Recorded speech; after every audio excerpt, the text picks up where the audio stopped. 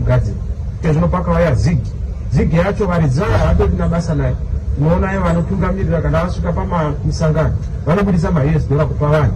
Asi kana vachiti vanoshandisai, unodirei kuti tishandise mashizha. Iwe wakabata mari chaiyo.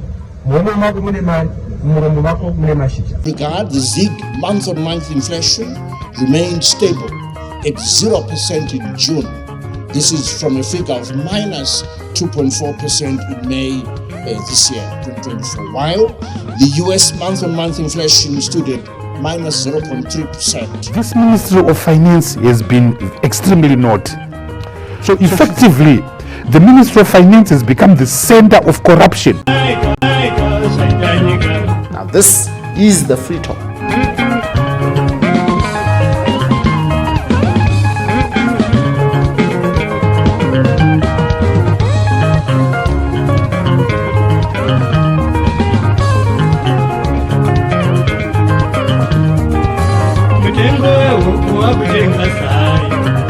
So Zimbabwe introduced a new currency which was dubbed or called the Zimbabwe Gold.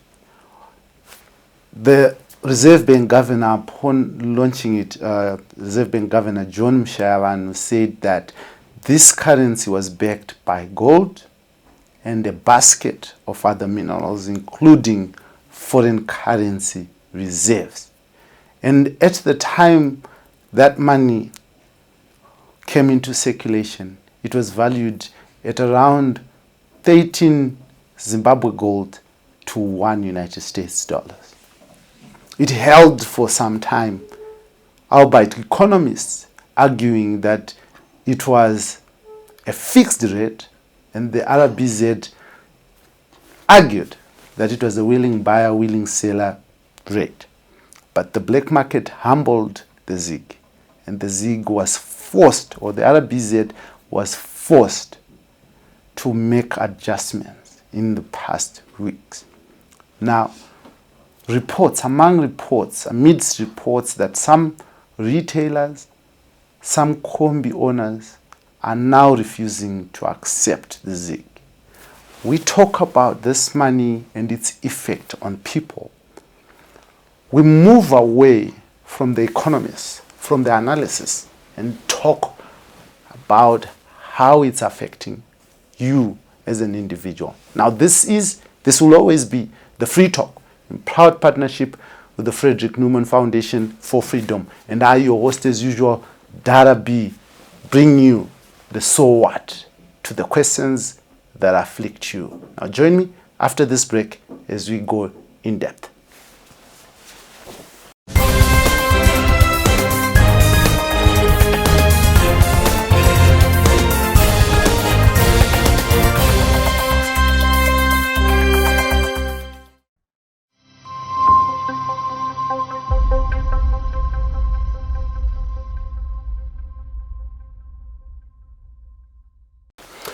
Now, welcome back to the Free Talk in proud partnership with the Frederick Newman Foundation for Freedom.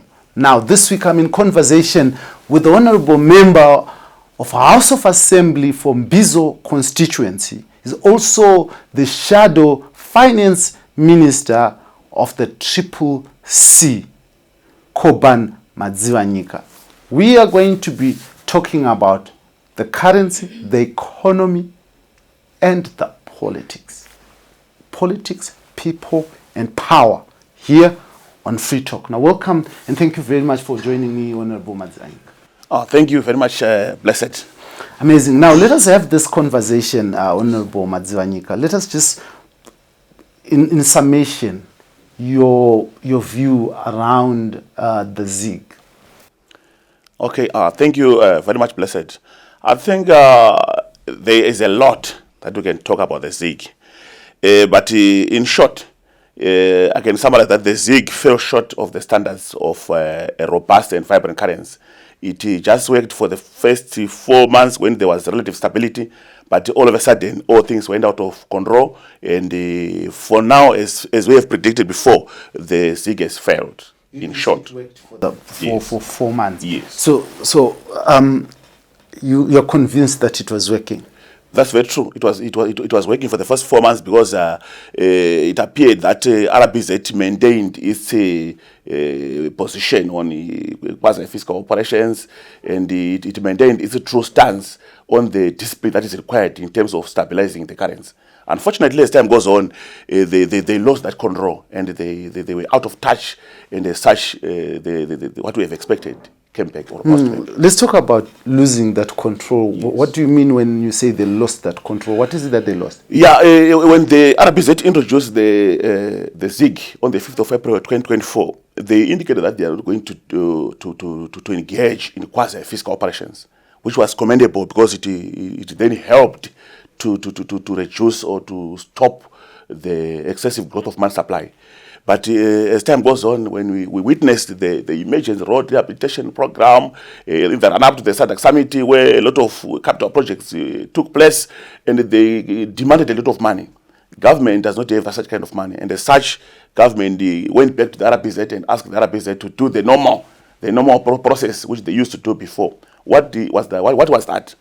The RBZ, when the contractor finishes his work, instead of crediting the contractor with the money that we generate from the taxation and non-tax income, they just created balances of ZiG to just credit the contractor's account with the ZiG balance from Norway, which is not backed by economic activity. And that on its own increased the best money or reserve money, leading to money supply growth and substantial inflation and exchange rate volatility. But do we have that evidence that this is the RBZ did this? Economics follows logic, blessed. There is no abracadabra. It follows logic. There is no reason which can lead to the increase or the inflationary pressures or increase in exchange rate volatility, which is not money supply under the circumstances. So money supply, the source of money, comes from RBZ. Because it is RBZ which has got the capacity to increase the best money or the reserve money. Is this fall of the ZiG, has it been caused by money supply? I mean, do we have evidence that it has been caused by money supply or other forces? Because money can lose value not only because of money supply. Yes, that's very true. That's very true. There is a cocktail of causes, but money supply being the chief culprit. Because there is no doubt about it, when there are many ZiG dollar balance around, it creates a situation whereby many people want to move away from the ZiG because of previous experiences. People are concerned about having money being stored in US dollars. So those contractors, as soon as they get ZiG balances, they went out to the black market to get foreign currency. And this is evident because at some point the Minister of Finance confirmed that they've been investigating these contractors, and they've actually penalized some of them for selling their ZiG to the black market for US dollars. I think the fundamental problem is the ZiG ready? Is the ZiG stable to the effect that it can be used as a store of value? No one wants to keep it as a store of value, as a result of the confidence crisis arising from past experiences. Is it just a confidence crisis? Some have argued that the issue of confidence really comes from government's own lack of confidence in the ZiG. Would you push back against that? I don't push back. I agree on that one because it is very true that government on its own is not even also showing or demonstrating that the ZiG is a robust and vibrant currency. In what way? It is government which formulates policy, whether fiscal or monetary policy. When a government then comes and say ZiG is not used or is used exclusively on these areas and not used exclusively on these other areas, then that's created a lot of inconsistencies. So the calls that have come over the past few weeks with the likes of George Charamba leading calls that we must have a mono currency, do away with the US. Do you think that works? That's suicide, my brother. That's a very serious suicide. Because what is important is it's not the currency on its own that solves our economic problems. For a currency to function well, we need to address the fundamental challenges. Let me just highlight a few of them. A stable currency is pegged by production and export. You will find that countries which comparatively export they actually enjoy a stable currency. We've got lots of inflows in terms of foreign currency. I think when President Emerson Mnangagwa was delivering the State of the Nation address, he said our inflows rose to $8 billion United States dollars. I mean, we can't sustain a currency when we've got more foreign currency coming in more than our neighbors. Okay, also. Oh, thank you. I think what is important is not is also because the issue of influence over Zimbabwe is still under investigation for me. I'm also querying them because if we had enough inflows in terms of forex currency, why is that the local companies are failing to get foreign currency to import their goods, for their raw materials, to import goods for use in this country? We are having a situation whereby there is a problem at the RBZ right now, or in the conventional banks, to the effect that they go to RBZ with their invoices, genuine invoices, to import goods. But if we are having a surplus in the current account balance, why are we failing then to support the imports bill? To me, it's inconsistent. Actually, it's outrageous in defiance of logic. Let us talk about, you're a member of parliament, you're a parliamentarian and a shadow finance minister for the CCC, and you sit in parliament. What are you doing to ensure that these things don't continue? I mean, how are you putting government to account? Okay, thank you very much. It's unfortunate that under the current circumstances, it's so difficult to put government into account, considering many other situations around parliament. To be honest with you, parliament is now a crime scene. I want to be very clear with you in the sense that the way the processes are being done in parliament, it desires a lot to be required. Look at other parliaments in South Africa. In parliament right now, the voice of dissent is not respected. Even if you want to debate, people just jump to say, let's vote. Recently, we've been debating about the finance bill. When we wanted to raise issues about the finance bill, people jump to say, no, I want to vote. Because there is no voice of dissent. It's not respected under the circumstances. And besides, looking at our numbers, parliament is also about numbers effective eventually. Even if you put brilliant ideas, even if you put so great ideas, they will fall by the wayside, because at the end of the day, the party with the majority will decide on what's the final verdict on any subject matter under discussion. And what are you doing in a crime scene, Honorable?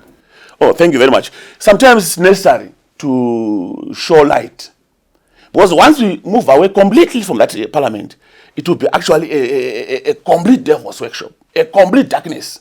So it's important for us to remain there and represent our people. For example, let me ask you, Dara, you will find that when you are in parliament, you get an opportunity to represent your people. For example, the people of Mbizo, I've got the opportunity to ask ministers about the challenges that are faced in Mbizo. And some of the challenges were corrected as a result of that engagement. So, to some extent, it's necessary for us to remain there in parliament. But I'm going to because if it's a crime scene, you are a criminal as well.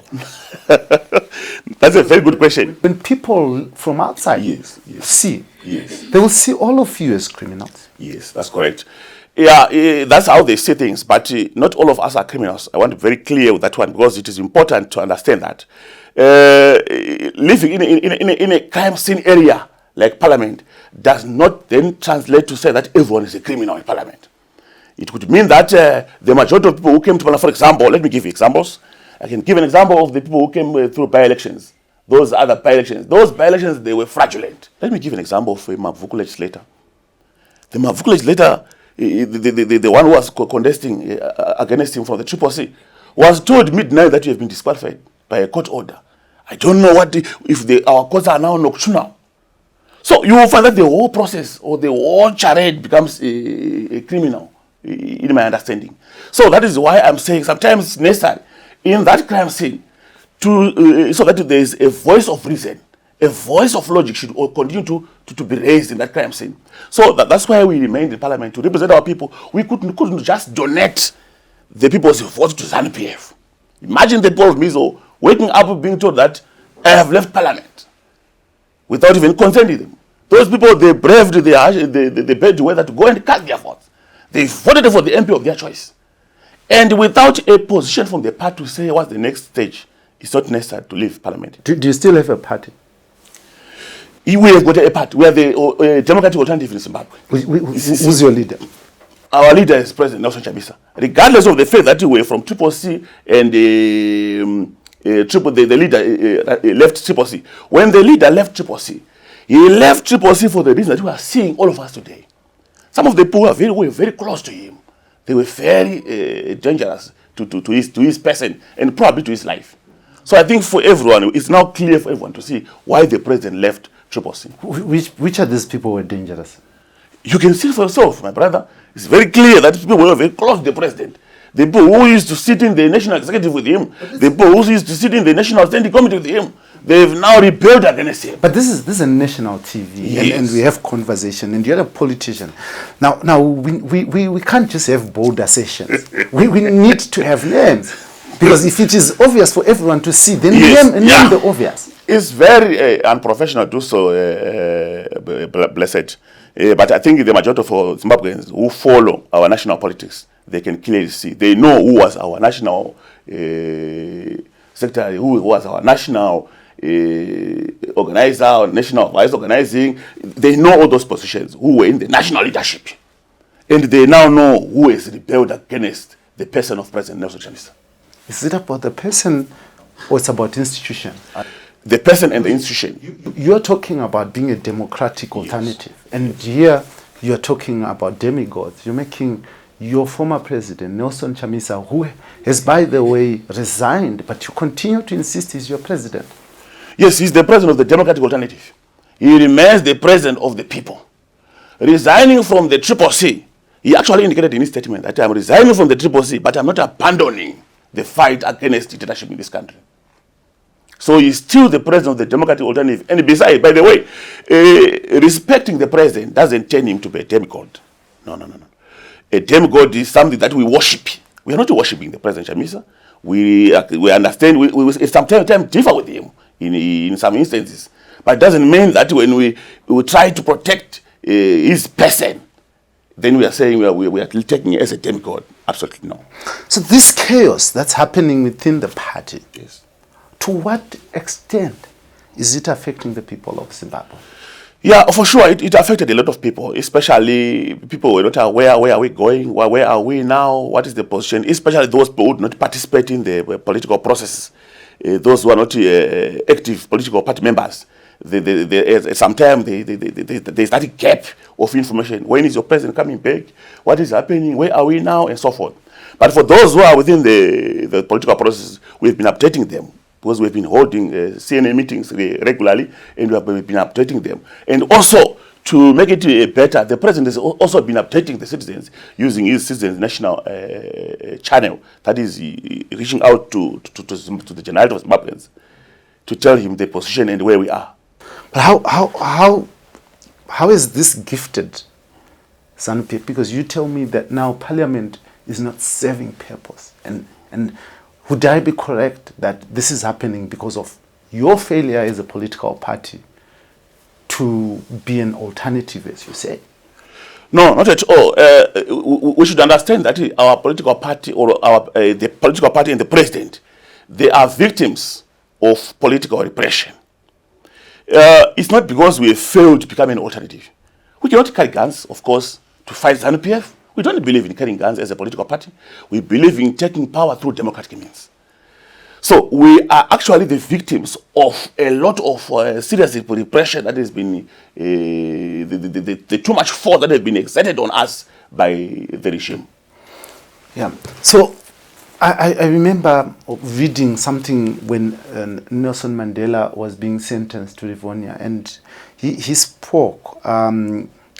He said something to the effect that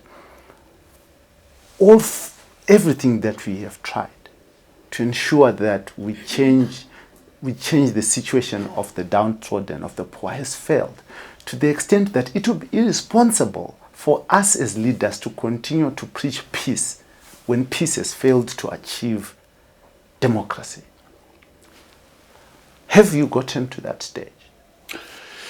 We could have been there, Dara, but as a political party, we still have that belief that political power should be taken by democratic means. We don't believe in violent way of taking over political power. You're being arrested at Yes, meetings, that is correct. in private homes. Yes, that is correct. Your party, as you are saying, wrestled out of your hands whilst you sit there. That is correct. Your party members being removed from ballot papers in the middle of the night. And you still have belief? Yes, that's very correct. We still have belief, Dara, because like we said, we are at any point, at no point we believe in taking power by undemocratic means. That will actually worsen the situation. At the end of the day, Dara, after we start fighting and so forth, we need to come back to the table again. And it will be worse for our people, blessed. So we believe that we are going to continue along that thrust. Is it not worse already for your people, Honorable, someone who had, like I was talking to a friend of mine just yesterday. She was saying to me that she paid 220 United States dollars to a certain university, and then she asked for a refund, and the university said, we're not going to refund you in United States dollars, we'll refund you in ZiG, right? And they refunded her in ZiG at the rate of 13 point something on just about 2 weeks ago, right? The moment that she received that money, the following morning, ZiG had moved to 20 point something. She eventually managed to get 80 United States dollars from the 240 that she had paid. Right? And is that not worse already? Honorable? Because this is just one case. There's a case of civil servants who had just got paid at that rate of 13 point something. And the following day, their money was devalued by over 40%. Yeah, it's worse, my brother. I want to agree with you. But I think what you need to understand is that who is the cause of this problem? The people of Zimbabwe must Who is the solution? Yes, the solution is the people of Zimbabwe. The people of Zimbabwe in total are a solution to this problem. The solution does not lie with the politician alone. The solution does not lie with the President Chamisa alone. But the solution lies with the totality of Zimbabweans. It must come a point where we say enough is enough. Let's come on the table to dialogue for the better of our country. We've got only one country, Zimbabwe, that we have. But whether you are ZANU PF, whether you are CCC, whether you are apolitical, but the truth of the matter is that we have got one country. And we all believe that if we come together, the interests of Zimbabwe can be saved, and Zimbabwe can be better again.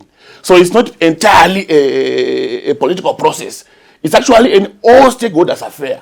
We need everyone on board for genuine dialogue to rescue this country. We honestly don't believe in it. Do you still think that people can talk their way out of this problem? Because in 2017, after the elections, you're talking about dialogue. 5 years went, there was no dialogue.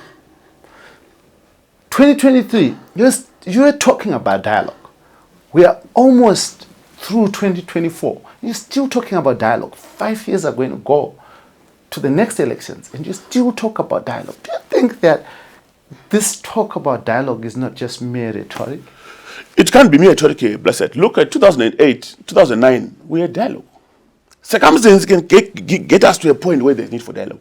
Look at this kind of economic circumstance that we have, where the currency, the newly introduced currency, is losing value by more than 44%. Can that situation requires for calling for dialogue, honestly, blessed? I think it calls for dialogue.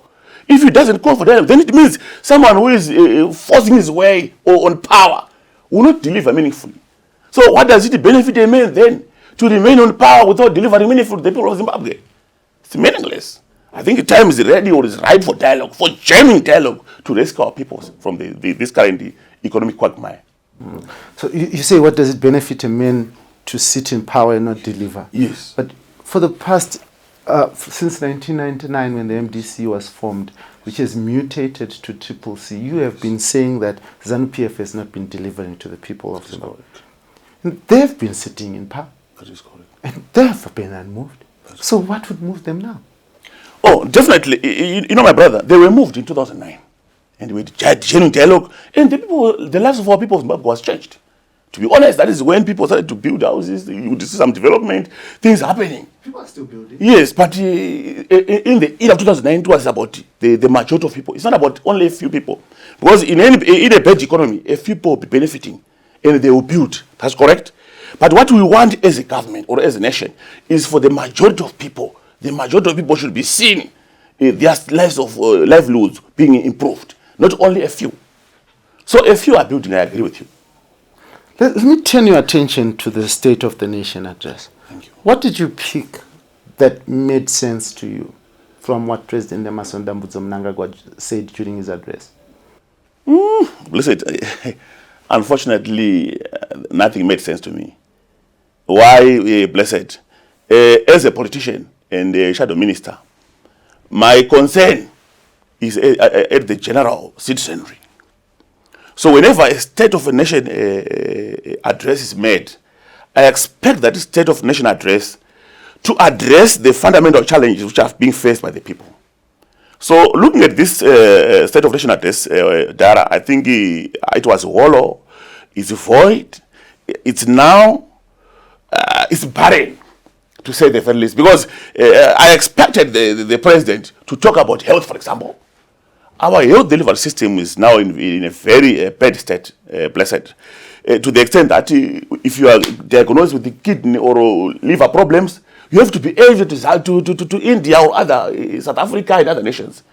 Number one, we don't have cancer machinery here, and a lot of people are suffering. So the child mortality, the maternal mortality rate is high. So everything is pointing to a very bad state of our health system. So I expect the President to tell me that we've acquired this so much of cancer machines, we've acquired so much of hospital equipment, we have acquired so much of this. Let's talk about education. According to the DS1, his document, which is expiring this year, the schools deficit is around 3,000 schools across the country. But there's nothing, there's no movement. No new schools were built. We can't talk of private schools as part of the schools. We were talking about the schools built by government. There's nothing that has been done. So let's talk about the economy. We have just recently seen that our local currency has been devalued by 44%. So when the President came in and say we are flexing the exchange rate, we are allowing it to float, what does it tell me? It tells me that the government is not sincere.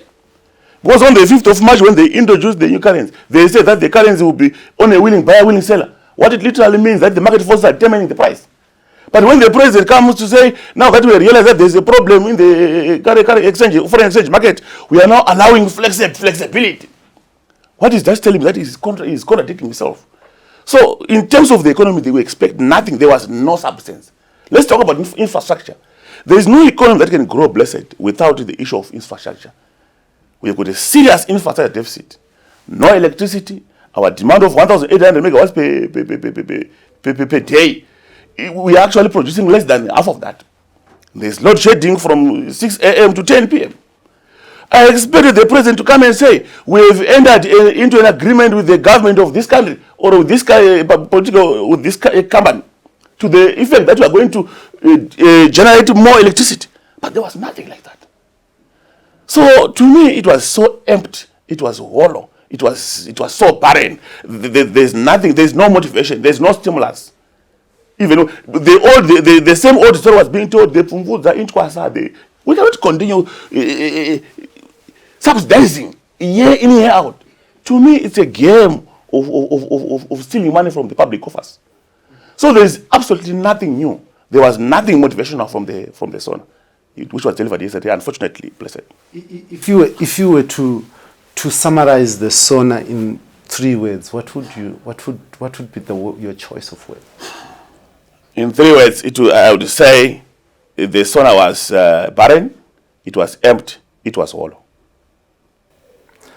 President says that there are measures that are being put in place to stabilize the country, to deal with the black market.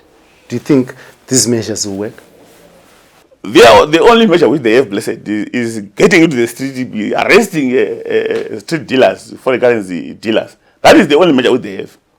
I don't think because the fundamental problem that we're having here, Blessed, is the issue of confidence. It is the issue of lack of reserves. We don't have sufficient reserves. The president said 50% of all, remittances will be that coming from minerals, right? Would be saved for gold, for reserves. Is that not enough? Oh, thank you very much. Blessed. 50% of royalties. If you need to understand how much is the rate of royalties and how much is our income that we derive from the minerals. If you $12 billion economy. Yes, we are $12 billion economy. But let me tell you one thing. I'm saying it's important because the royalties is a percentage of the income that we get from the sale of minerals. So we need to understand how much do we get from minerals first, and then we take that 5% of that becomes royalties, and from there, 50% of that becomes what is going to be put as reserves. To me, it's very little. Last year alone, in our national budget, our income was 52.1 trillion. And the non-tax revenue, which it talks about minerals and whatever, constituted about 7% of the total income that we have. So if there's 7% of our national budget income comes from minerals, then how much is 5% of that? And how much is 50% of that? To me, it's purely nothing. It does not contribute meaningfully to the reserves that we need as a country. It is important to understand that this country requires reserves which are probably almost around 5 to 6 billion foreign currency reserves so that we can satisfy all international transactions on demand.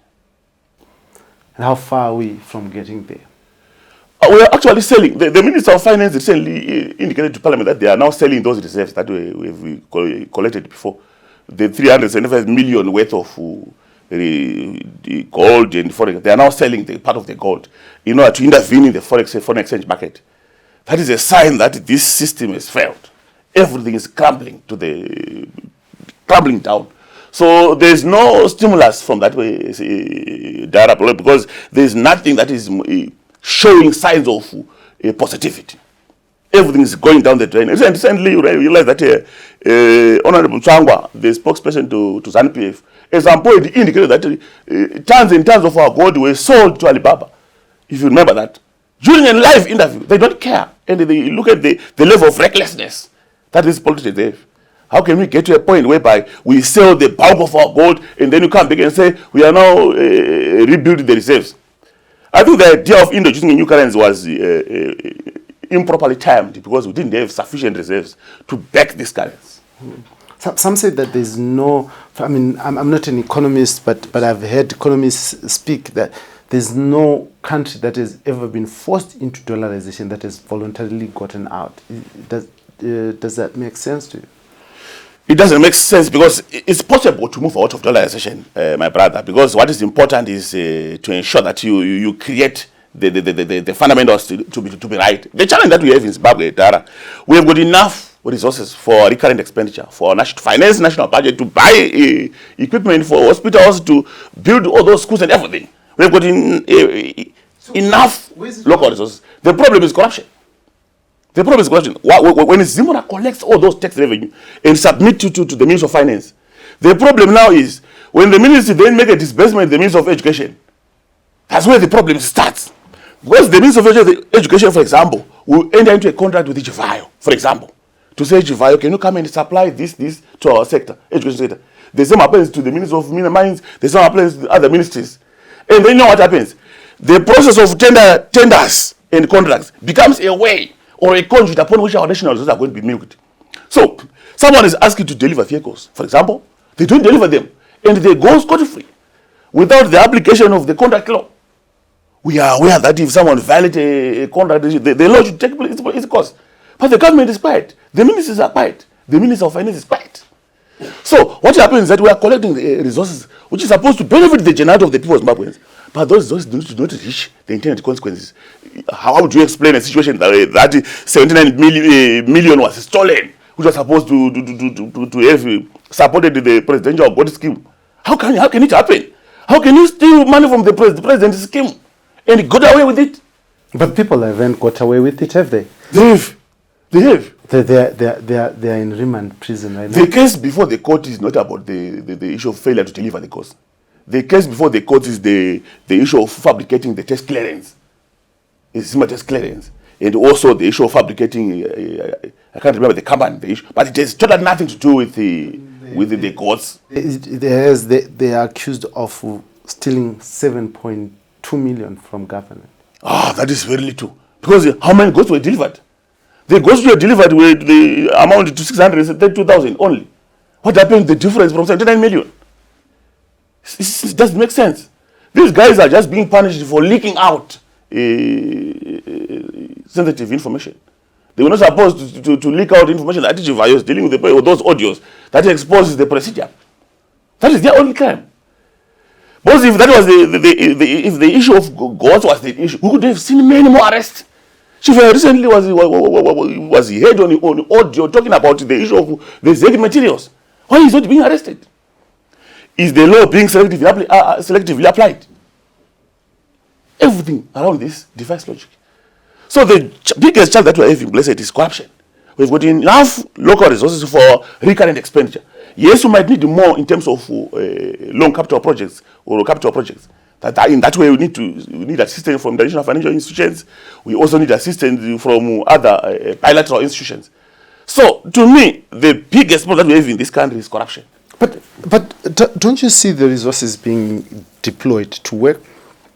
Chirundu Byte Bridge Road is being fixed. Chirundu Harare Road.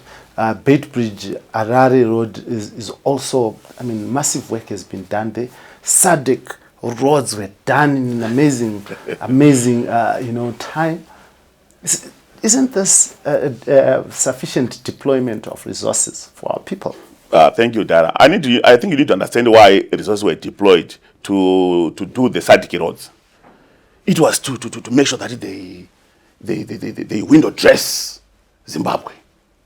To say things are looking good, we've got good roads, we've got everything's nice, everything's good. Especially in the area which the leaders were supposed to use, or the routes which they supposed to use. So to me, to build roads only for the purpose of SADC event, to me, it's not sustainable. We need to have that system of building roads across go to Glenview, go to Highfields. There are potholes everywhere. But only this other section where the SADC leaders were supposed to use as roads has been renovated. So to me, it's not a genuine desire to see Zimbabwe doing good. Let's come back to the Zimbabwe, to the Harare Byte Bridge and the Chirundu Harare Road, like you have said. Blessed, it's important to understand that how much was spent or how much is being spent on that road. A good government which does not fear anyone, which believes in the principles of transparency and openness, should come through the Ministry of Transport to say, we have offered a tender to this company to build a road from Harare to Chirundu, and the cost is this much. That's what we agreed. And us as people can just come and say, right, what is the normal price to calculate to construct 1 kilometer of a road under normal circumstances? And is this price reasonable? So sometimes we see a project taking place and we say, there's something taking place. But the bulk of the money was stolen through over-invoicing, overpricing. The normal price for building a 1 kilometer road, for example, is 200 or 1 million or 200,000. But it can be inflated to more than 2 million. And for whose benefit? For the benefit of the same corrupt currency in this government. So sometimes we need to inspect or to introspect into what exactly is happening on the construction of that Harare Byte Bridge Road or Victoria Falls Byte Bridge Road, whatever the road it might be. We need to look at those internal intricate details to see how does it fit into the agenda of making sure that Zimbabwe is not embezzled of its hard-earned tax money. And as you sit here, you totally believe Zimbabwe is being embezzled? I 100% believe that Zimbabwe is being embezzled. What are we doing about it? Yeah, thank you very much. When I'm speaking like this, I'm actually exposing that there's corruption. Popularizing the tomfoolery. It's also one way of doing it. At this juncture, blessed, I'm not in government. I'm not a minister. I'm just a member of parliament. I have little to do except raising my concerns in parliament, which I say sometimes they're going to be listened to. No one follows up on them. In some instances, they follow up on other trivial matters, not on these criminal issues. blessed. Even if at some point people followed up on them. Look at, let me give a good example. In 2020, blessed, there was this case of COVID materials where the then former Minister of Health embezzled 60 million, which was intended to buy COVID equipment by overpricing or over-invoicing. So, the minister went to court after people made noise, but he was given bail and he was freed eventually without any penalties. Justice Mnangagwa recently an issue to do with money laundering to the tune of $5 million US. What happened? And all his vehicles were ordered to be released by the court. But the same court, blessed, the same court is denying Timba. To say Timba, there were people who were meeting at your place and so forth, but the same court is denying them. The same court which granted bail on those heinous crimes. It tells you about the whole picture of how our government or our institutions is currently. This is because you guys in Parliament were given loans, or supposedly loans, 40,000 United States dollars in the last Parliament, and judges received around 400,000, and as well as ministers. Is this why there's this failure to put people to account? I really don't think so. Yes, I was not part of the 9th Parliament. Without exonerating myself from that, I'm now a parliamentarian. I want to assure you that it's not the 40,000 that made people fail to put government to account. People have been putting government to account. Even the honorable MPs that were there, I recall so many who have been putting government to account. So it's about what the government does later. What does the executive do to make a follow-up on what Parliament has said? That matters the most. So I've seen that the executive has been so ignorant of taking up issues as raised by Parliament. Parliament has raised the issues about Chivayo. Chivayo has stolen ZiG funds.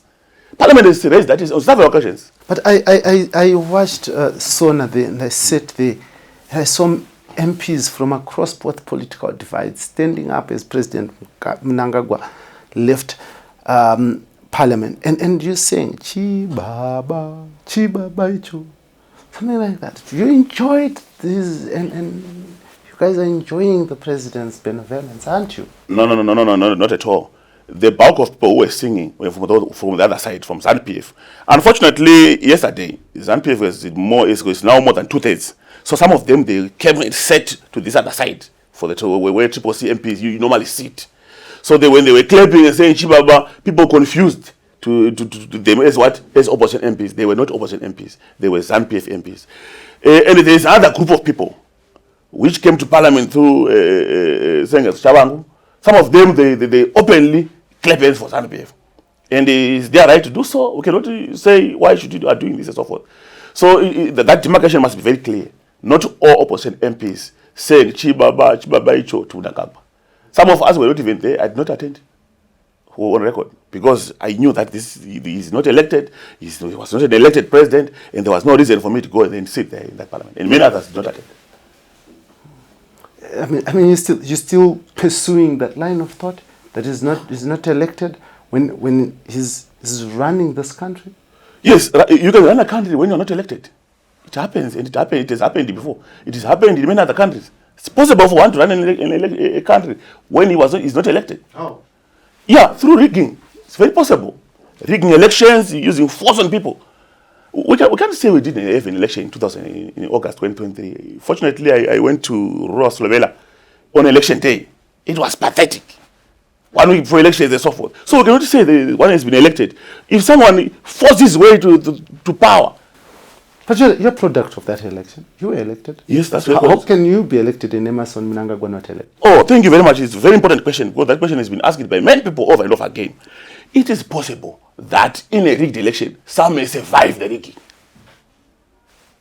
Are you getting me? It is possible that in a rigged election, some may survive, depending upon the environment that you operate. For example, if you operate in an urban area, it becomes very difficult for the system to rig. Why? Because all places are occupied. It's difficult and the space is very small. I can quickly run around to check if everything is going up to scratch. But even in urban areas, my brother, we discovered a lot of irregularities. So our winning, even though I win, our winning margin should have been more. And the same for the president. What we are calling for is an open and transparent election. If the international organizations which are entrusted to run elections could say that the environment was not conducive for elections, then it means the whole thing is a fash.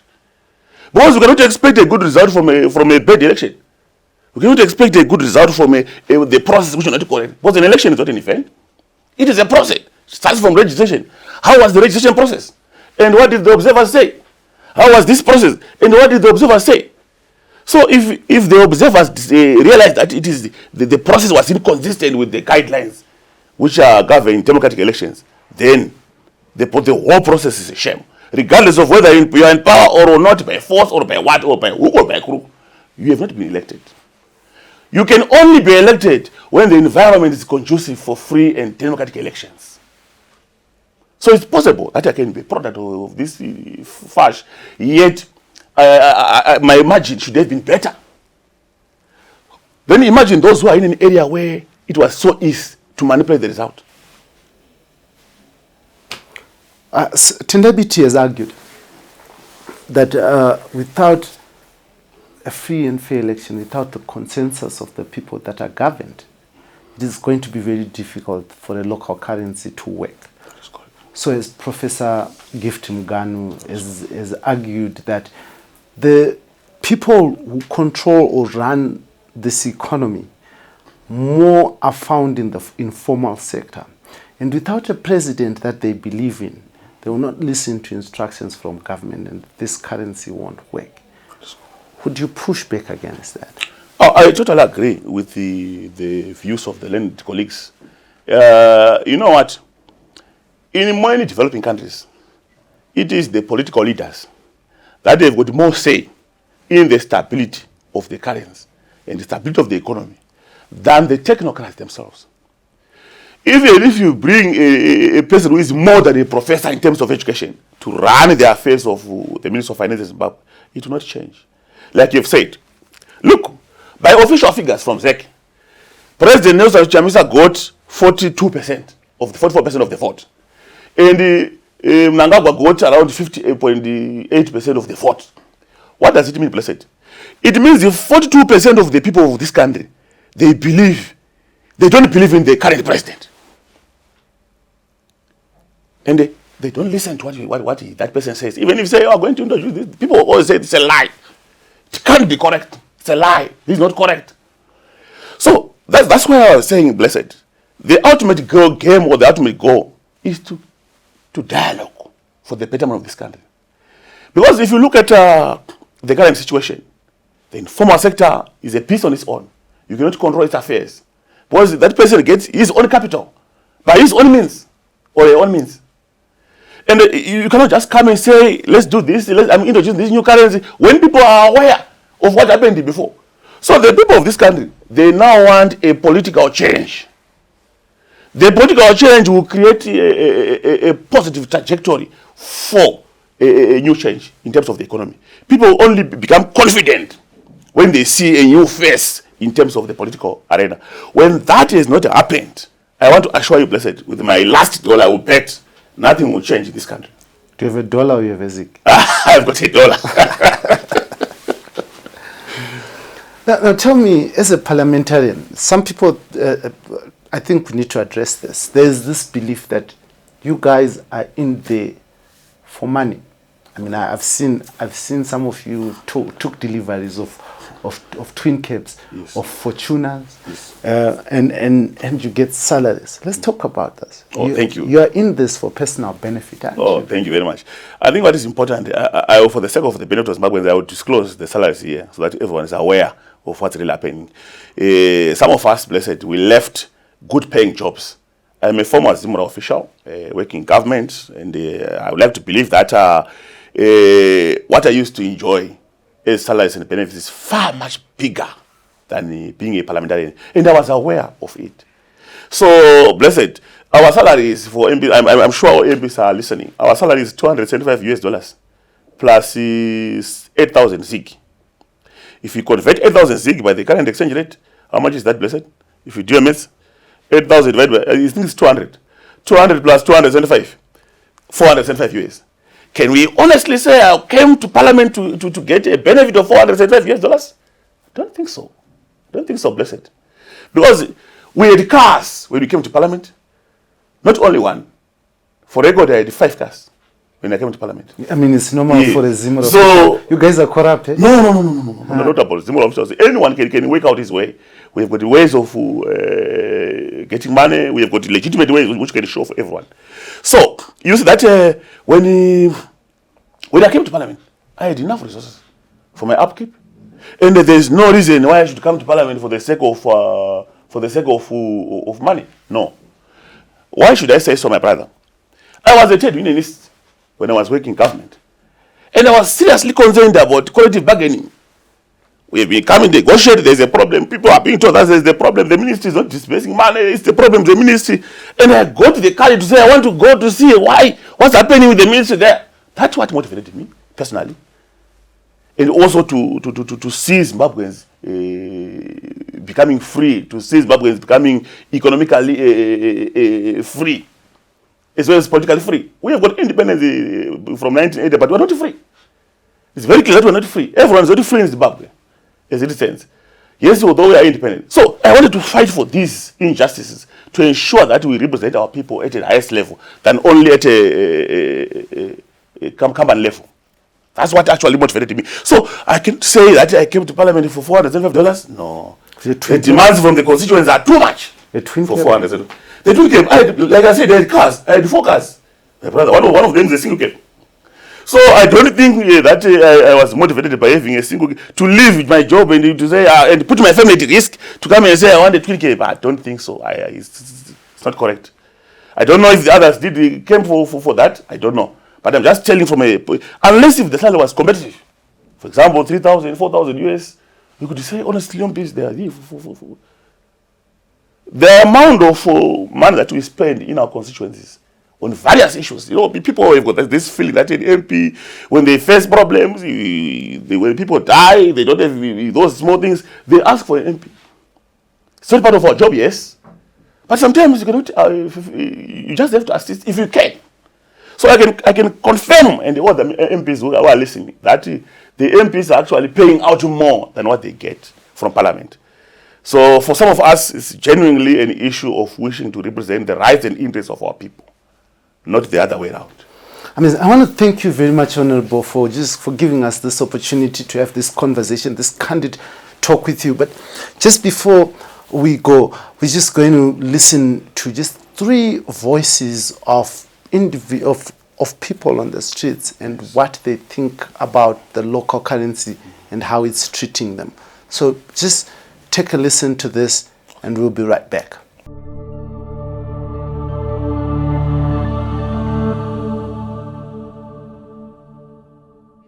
Ngawa implement is very strong.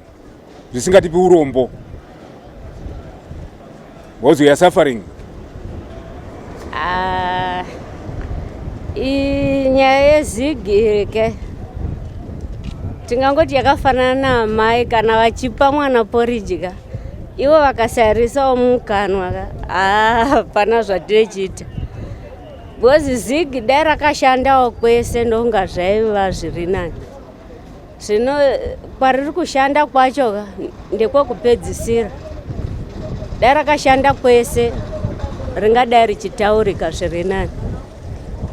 Aiwa ngavasakwidze marate dai vakaramba vari pa14 ZiG zvange zviri nani. Izvezvi mazig achari kutoramba kushanda chero kumatakshop ekumalocation. Nhasi ndatorambirwa mazig havasi kutambira.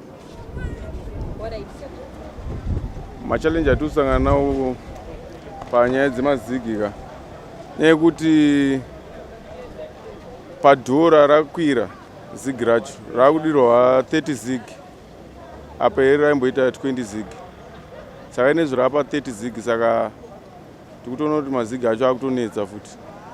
Hatifaniri kuramba tichichinja current every day now by now. Ndo zviri kutipa urombo. Ngatigadzirwe current 1 inoita kuti tirarame for life. Then kugadzira current 1 inokuti nhasi tachinja mangwana taanei zvatipa urombo zvinorwadza so. Vanhu vari kurwadziwa mukati umu. Tinokurudzira kuti wape civil servants US nevanosenzawo makambani vachipiwa US kuitira kuti isusu nebasa redu vanhu ivavo vakapiwa US tokwanisa kuitawo mari kuti tichitawo mabasa edu zvinhu zvichienda zvakanaka.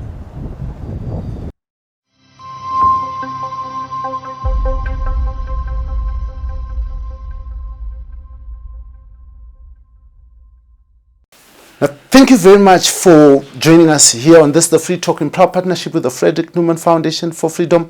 I'm your host as usual, Dara B. Now, before I let you go, Honorable, I just want to, ask you to look the people of Zimbabwe in the eye and speak to them from your heart over something maybe that I have not asked you, that you are interested in having the people of Zimbabwe hear and understand from you. Just under a minute. Give you that opportunity. Okay, thank you very much, Blessed. I think to the people of Zimbabwe who are listening, I know your pain. I understand your suffering that you are enjoying now. I know effort that is bedeviling yourself. Some people cannot even afford a meal per day. Some people are even failing to send their schools to their children to school. Some people are failing to get medical service, medical help for in case of disease like kidney failure and many other diseases. So I understand your fears. I understand your challenges. I encourage you to remain resolute. There is God in heaven. God will never continue keeping quiet. We will be liberated at some point in this country. And once that happens, all your sorrows will be things of the past. So I encourage you to continue praying to God. It's important. Never underestimate the power of God. Something is happening, something is coming your way, something is happening. Do not lose hope. Do not lose faith. We are in this together. Thank you very much. Amazing. The Honorable Member of Parliament says there is a God up in heaven. Some would argue that man has a sole responsibility for their fate. Some would argue that there's something more than just man. There's the conscious, something beyond that brings fate. This is our country. This is Zimbabwe. As citizens of this nation, what do we want our Zimbabwe to look like? How do we want to improve the quality of our lives and those of our children? I've always argued, and I'll continue to argue, a currency worth its salt will speak for itself. It doesn't need someone or press statements to reinforce its strength. A currency will attract its value on its own. And as a Zimbabwean, as a person who earns in local currency, there's no way, there's absolutely no way that I'll work against a currency that I earn, because that currency is my gateway to a better life. A better local currency, or whatever currency that I earn, will improve the quality of life for myself, my children, and for everyone in this country. Let's pay attention to the people's needs and desires. Let's improve this nation. This is the Free Talk, and will always be the Free Talk. And I, your host, as usual, Dara B. Now I encourage you to subscribe, leave a comment below this video. We would want to hear from you so that we can improve your viewing pleasure and be more informative. Now from me and the rest of the team behind the scenes, this is Free Talk, proud partnership with the Frederick Newman Foundation for Freedom, here on Heart and Soul TV and radio. Until next time, I'm out.